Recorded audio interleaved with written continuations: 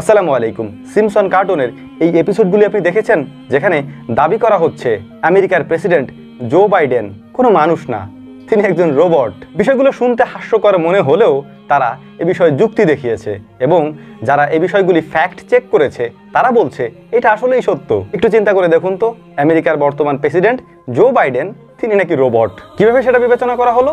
একটা ভিডিওতে দেখানো হলো যে একটা লোককে তারা মডিফাই করছে, বানাচ্ছে, অর্থাৎ রোবট যেভাবে তৈরি করা হয় সেভাবে সিম্পসন কার্টুনের মধ্যে দেখানো হচ্ছে যে একটা মানুষ তারা বানাচ্ছে রোবট হিসাবে। এই রোবটের চোখ কেমন হবে, নাক কেমন হবে, সে কিভাবে হাঁটবে, কিভাবে কথা বলবে, সেই বিষয়গুলি ওই কার্টুনের মধ্যে দেখানো হয়। এই কার্টুনে যেসব দৃশ্য দেখানো হয়েছে এবং এই কার্টুনে জো বাইডেন যে ব্যক্তিকে তারা রোবট হিসেবে বলছে, সেই রোবটটি কিভাবে হাঁটে, কিভাবে কথা বলে, কিভাবে নড়াচড়া করে, সেই বিষয়গুলি হুবহু আমেরিকার বর্তমান প্রেসিডেন্ট জো বাইডেনও করছে। তার হাত, তার হাঁটা চলা, তার চক্ষু, তার কথা বলা সমস্ত কিছুই ওই কার্টুনের সাথে মিলে যাচ্ছে। এটা কি কাকতালীয় নয়? যদিও সিম্পসন আগে থেকেই প্রেডিকশন করে রাখে যে এটা হতে পারে। তাদের এই প্রেডিকশনগুলি যখন আমি আরও বেশি দেখার চেষ্টা করতেছি, রিসার্চ করার চেষ্টা করতেছি, তখন এই জিনিসগুলি আমার কাছে আস্তে আস্তে করে ভুয়াই মনে হচ্ছে। কখনোই এ ধরনের প্রেডিকশন সত্য হতে পারে না। এর কারণ হচ্ছে কি জানেন? এটা আমি আগে মনে করতাম যে হয়তো এর মধ্যে কিছু একটা থাকতে পারে, হয়তো তাদের কোনো কারসাজি আছে, কিন্তু এখন যেটা দেখতে পেলাম সেটা সম্পূর্ণটাই আমার কাছে ভুয়াই মনে হলো। এর কারণ কি জানেন? কারণ জো বাইডেন যিনি বর্তমান আমেরিকার প্রেসিডেন্ট, তিনি রোবট। এই জিনিসটা হাস্যকর ছাড়া আর কিছুই না। কারণ হয়তো ওই লোকটার এখন অনেক বয়স হয়ে গেছে। আমরা যদি আপনি আমেরিকার প্রেসিডেন্টকে, বর্তমান প্রেসিডেন্ট জো বাইডেনকে দেখেন, তিনি অনেক বয়স্ক একজন প্রেসিডেন্ট। গত কয়েক দশকে তাদের যত প্রেসিডেন্ট নির্বাচিত হয়েছেন তার মধ্যে জো বাইডেনই সব থেকে বয়স্ক। তিনি উঠতে বসতে তারপরে হাঁটাচলা করতে তার অনেক কষ্ট হয়, যেহেতু তার বয়স অনেক বেশি।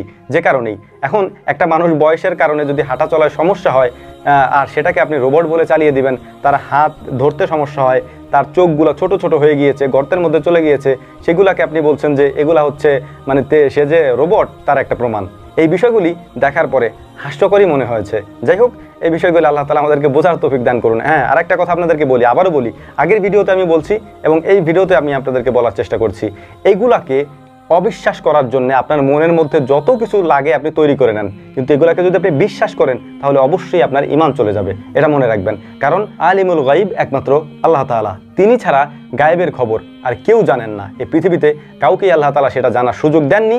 যাকে যতটুকু তিনি দিয়েছেন, আল্লাহ তাআলা, আল্লাহ রাব্বুল আলামিন দিয়েছেন, তিনি ততটুকু জানতেন। আল্লাহ তাআলা যতটুকু যাকে জানিয়েছেন তিনি ততটুকু জানতেন। কিন্তু এর বাইরে যদি কেউ দাবি করে যে আমরা ভবিষ্যৎ দেখতে পারি এবং ভবিষ্যৎ সম্পর্কে আমরা বলতে পারি, তাহলে এগুলা সম্পূর্ণই ভুয়া, বানোয়াট, এগুলা হিসেবে আপনার মেনে নিতে হবে।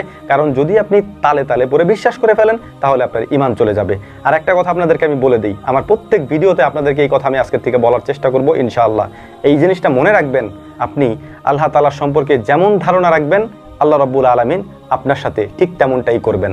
অর্থাৎ আপনি যেমন ধারণা আপনার সৃষ্টিকর্তা সম্পর্কে রাখবেন, আপনার সাথে ঠিক অমনটাই ঘটবে। এটা আমার কথা না, এটা নবী করিম সাল্লাল্লাহু আলাইহি ওয়াসাল্লামের কথা, হাদিসের কথা। অতএব এটা স্পষ্ট মনে রাখবেন, আপনি আল্লাহ তাআলার সম্পর্কে যে ধারণা রাখবেন আপনি ওইরকমটাই পাবেন। আশা করি কথাগুলি বুঝতে পেরেছেন। আল্লাহ রাব্বুল আলামিন আমাদেরকে এগুলি বোঝার তৌফিক দান করুন। ওমা তৌফিকি ইল্লা বিল্লাহ। নাসরুম মিনাল্লাহি ফাতহুন কারীব ওয়া আখির দাওয়ানা আনিল হামদুলিল্লাহি রাব্বিল আলামিন। আসসালামু আলাইকুম ওয়া রাহমাতুল্লাহি তাআলা ওয়া বারাকাতুহু।